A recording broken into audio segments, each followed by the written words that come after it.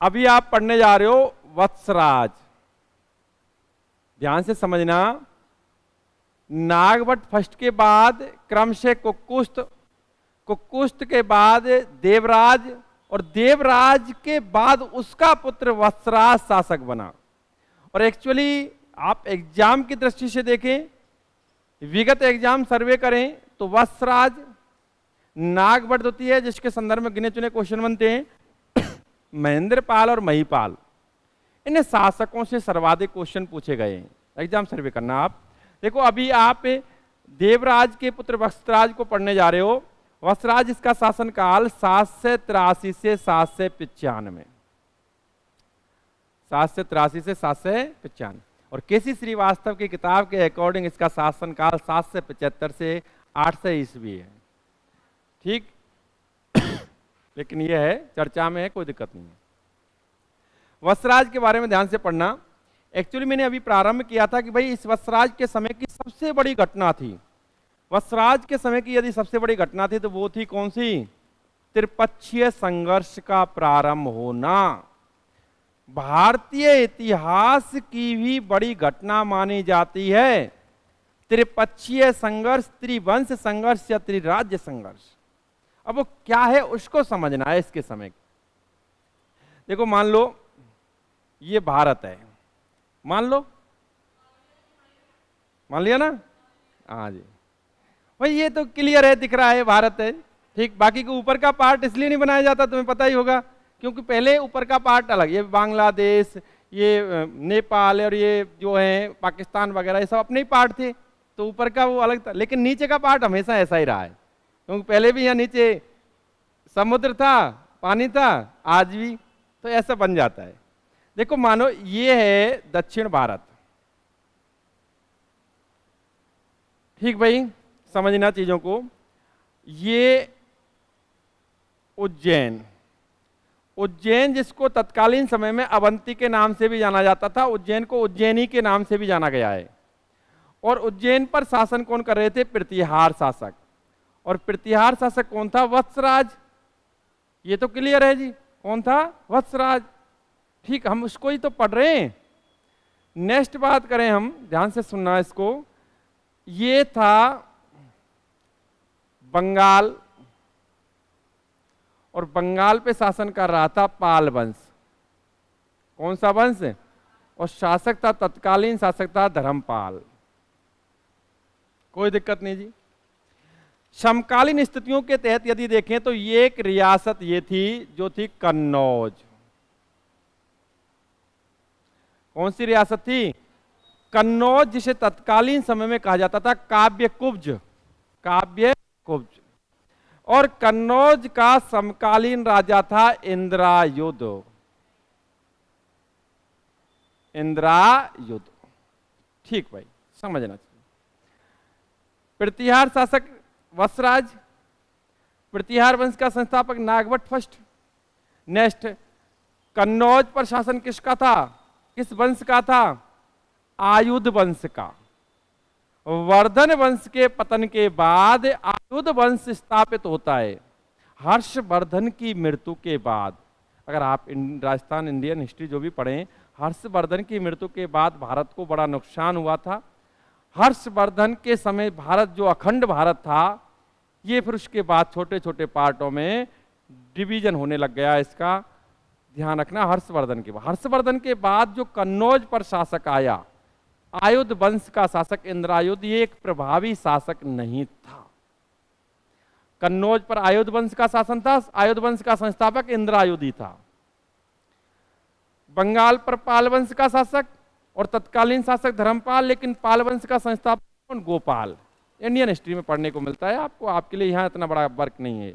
दक्षिण भारत पर शासन कर रहा था राष्ट्रकूट वंश, जिनकी राजधानी थी मान्यखेत। राष्ट्रकूट वंश का समकालीन राजा था, जो इस घटनाक्रम के दौरान जुड़ता है, वो है ध्रुव फर्स्ट। कौन? ध्रुव फर्स्ट। अब देखो चीजें समझना भाई, ये लड़ाई क्यों होती है, इन लोगों में युद्ध क्यों होता है, क्या कारण था, इस बात पर बात की जाए। क्यों त्रिपक्षीय संघर्ष होता है समझना। तत्कालीन समय में प्रतिहार शासक, प्रतिहार शासक कौन? वत्सराज। इससे जुड़ी हुई और सारी जानकारी तो बाद में डिटेल बताई जाएंगी, लेकिन घटनाक्रम को पढ़ो इसको, तो कितना सरल है ये भी ध्यान देना। प्रतिहार शासक कौन था? वत्सराज। प्रतिहार शासक उत्तर भारत में अपनी सर्वोच्च सत्ता स्थापित करना चाहते थे। प्रतिहार शासक उत्तर भारत में अपनी सर्वोच्च सत्ता स्थापित करना चाहते थे और तत्कालीन समय में उत्तर भारत का प्रमुख राजनीतिक केंद्र कौन सा था? कन्नौज। कन्नौज वर्तमान में कहाँ है? यूपी में। अवंती वर्तमान में कहाँ है? एमपी में। कहाँ है? एमपी में। ठीक भाई, यही दो ही बात, कन्नौज यूपी में और अवंती एमपी में। ध्यान से सुने, तत्कालीन समय में उत्तर भारत का प्रमुख राजनीतिक केंद्र कौन सा था? कन्नौज। और निश्चित रूप से कन्नौज पर एक कमजोर शासक, कमजोर राजवंश शासन कर रहा था। अब प्रतिहार शासक चाहते थे कि भाई उत्तर भारत, हमेशा पूरे भारतवर्ष के कोई भी महत्वाकांक्षी शासक हों, उनका उत्तर भारत की तरफ हमेशा मन रहा है, उत्तर भारत पर अधिकार करने का हमेशा उनका प्रयास रहा है। ठीक, तो प्रतिहार शासक उत्तर भारत में अपनी सत्ता स्थापित करना चाहते थे, इसके लिए उसे किस पर अधिकार करना पड़ेगा? कन्नौज। तो प्रतिहार शासक उत्तर भारत में अपनी सर्वोच्च सत्ता स्थापित करना चाहते थे और तत्कालीन समय में उत्तर भारत का प्रमुख राजनीतिक केंद्र कौन सा था? तो अर्थात ये किस पर अधिकार करना चाहते थे? लेकिन दक्षिण भारत के राष्ट्रकूट शासक भी उत्तर भारत में अपना प्रभाव स्थापित करना चाहते थे। इधर पाल वंश के शासक, बंगाल के शासक भी, पाल शासक जो थे वो भी कन्नौज पर अधिकार कर उत्तर भारत में अपनी सत्ता स्थापित करना। तो ये सब लड़ाई काय के चक्कर में हो रही है? किस चक्कर में हो रही है? उत्तर भारत में सर्वोच्च सत्ता स्थापित करना और किस पर अधिकार करना? अतः इस कन्नौज पर अधिकार को लेकर के इन तीनों ही राजवंशों में क्या हुआ? संघर्ष, लड़ाई। और ये लड़ाई किस नाम से जानी गई? त्रिपक्षीय संघर्ष। किस नाम से जानी गई? त्रिपक्षीय संघर्ष, त्रिवंश संघर्ष, त्रिराज्य संघर्ष। तो त्रिपक्षीय संघर्ष किस किस के मध्य हुआ? किस किस राजवंश के मध्य हुआ? प्रतिहार पाल और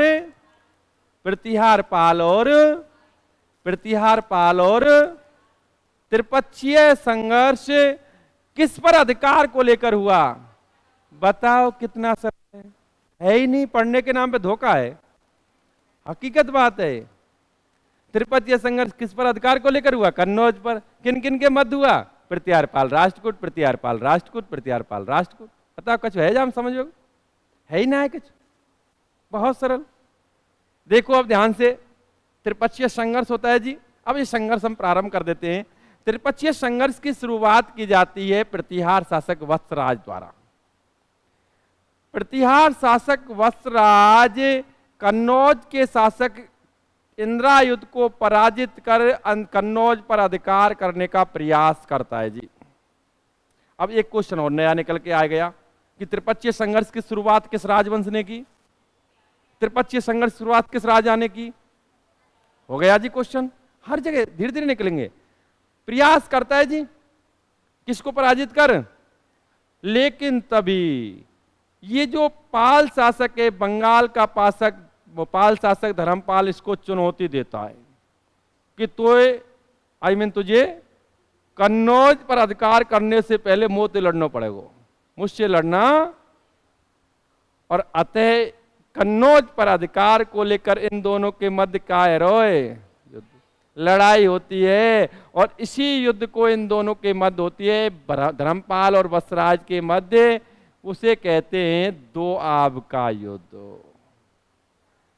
दो आब का युद्ध, एक्चुअली दो आब, दो नदियों के मध्य का क्षेत्र, गंगा यमुना के मध्य का क्षेत्र दोआब कहलाता था। दोआब क्षेत्र में ही कन्नौज स्थित था। ठीक भाई, इसे मुंगेर का युद्ध भी कहते हैं, मुंगेर का युद्ध। दो आब का युद्ध या मुंगेर का युद्ध, इसी को कहते हैं। इसकी कोई तिथि निर्धारित नहीं है, फिक्स नहीं है कि वे फलानी डेट को हुआ था, संघर्ष था, ये बंदा प्रयास करता है। मैंने कितना सरल, देखो वत्सराज द्वारा इंद्रायुध को पराजित कर कन्नौज पर अधिकार करने का प्रयास किया जाता है। उसी समय धर्मपाल, बंगाल का पाल शासक धर्मपाल वत्सराज को चुनौती देता है। दोनों के मध्य कौन सा युद्ध होता है? द्वा। और इस युद्ध में वत्सराज को विजय मिलती है। कौन जीता? वत्सराज। वत्सराज जीत जाता है युद्ध को। दोआब का युद्ध किस किस के मध्य हुआ? दोआब का युद्ध किस पर अधिकार को लेकर हुआ? दोआब के युद्ध में किसको विजय मिली? वत्सराज। जब वत्सराज को विजय मिल जाती है, देखो यहां जब दोआब का युद्ध हो रहा था या इस प्रकार वत्सराज द्वारा यहां इंद्रायुध को पराजित कर कन्नौज पर अधिकार करने का प्रयास कर रहा था, तो राष्ट्रकूट शासक ध्रुवफष्ट की भी महत्वाकांक्षाएं जगी। उसे पता चला कि इस प्रकार भाई ये वत्सराज, ये क्या कहते हैं, वत्सराज है, ये अधिकार करने का प्रयास कर रहा है, इनमें संघर्ष हो रहा है। तो ये ध्रुवफष्ट भी, राष्ट्रकूट शासक जो ध्रुवफष्ट था, ये भी यहाँ से रवानगी लेता है और ये ध्रुवफष्ट आक्रमण करता है किस पर? अवंती पर। किस पर आक्रमण करता है? अवंती पर, और अवंती को तहस नहस कर देता है। ध्रुवफष्ट द्वारा अवंती को तहस नहस कर दिया जाता है। तो वत्सराज भागता है जी यहाँ से, और भागकर शरण लेता है पश्चिम राजस्थान में। कहाँ शरण लेता है? पश्चिम राजस्थान में शरण लेता है। और आपको मैं बता दूं, अभी थोड़ी देर में बताएंगे हम, एक ग्रंथ का नाम सुना होगा आपने। मैं क्वेश्चन पूछता हूं मैं आपसे, बहुत सरल क्वेश्चन, बहुत ज्यादा सरल क्वेश्चन। क्वेश्चन है, ये एग्जाम में आया हुआ क्वेश्चन ही है, और एक्चुअली सेकंड ग्रेड में आया हुआ क्वेश्चन है। मैं सेकंड ग्रेड की बात कर रहा हूं। राजस्थानी भाषा शब्द का,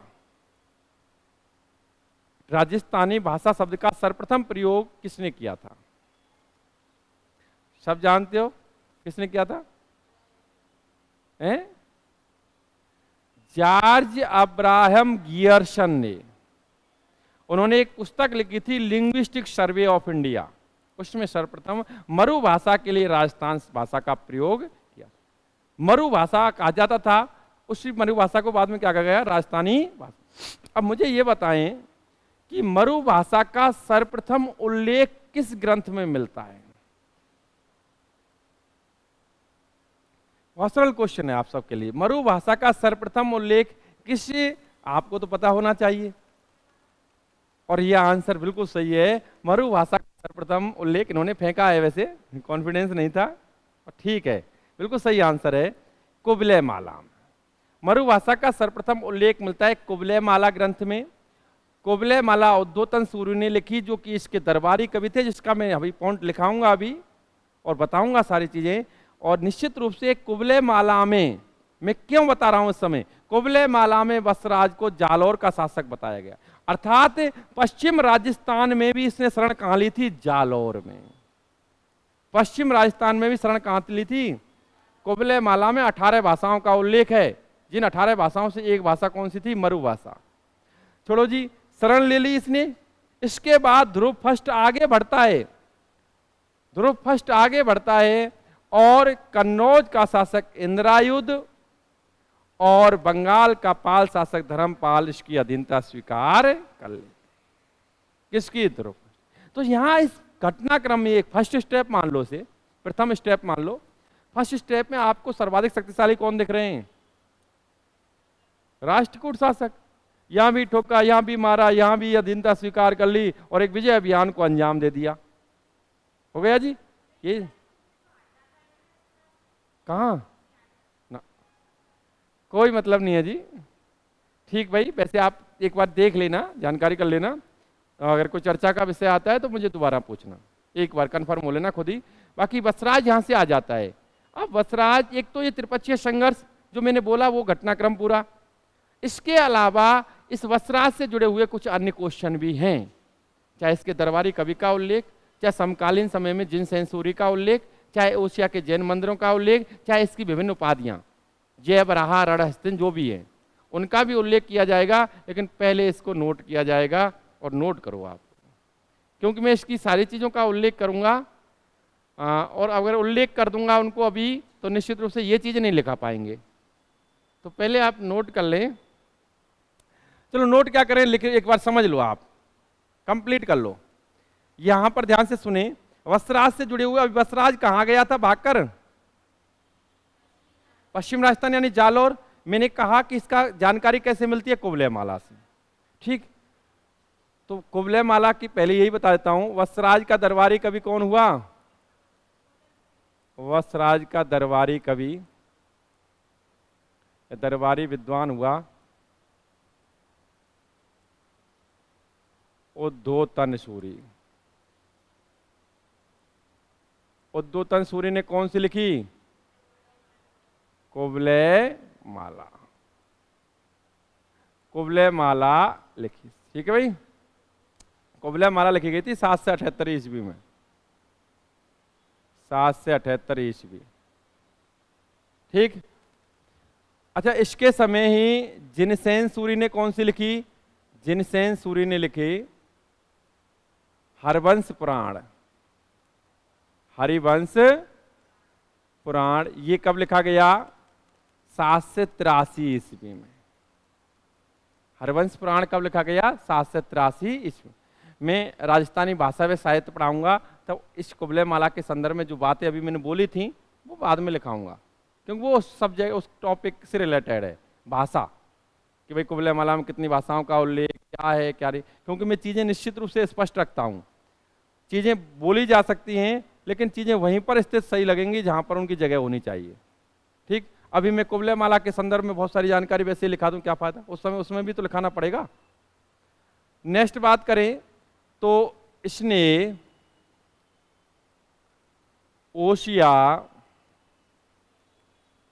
ओशिया के जैन मंदिर, ओशिया के जैन मंदिर, जिसमें एक्चुअली मंदिर था महावीर स्वामी का मंदिर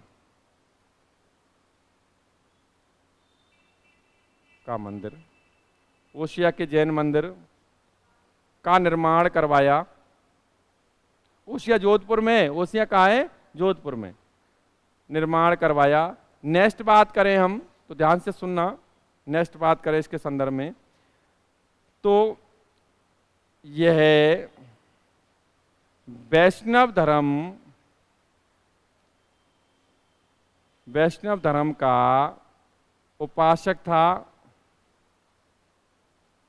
अतः इसे जय बराह ये उपाधि है, ध्यान रखना, इसी की है, जय बराह कहा गया। इसे रणहस्तिन कहा गया। ये क्वेश्चन सेकंड ग्रेड में आया हुआ है, ध्यान से सुनना। रणहस्तिन के नाम से किस शासक को जाना गया? रणहस्तिन।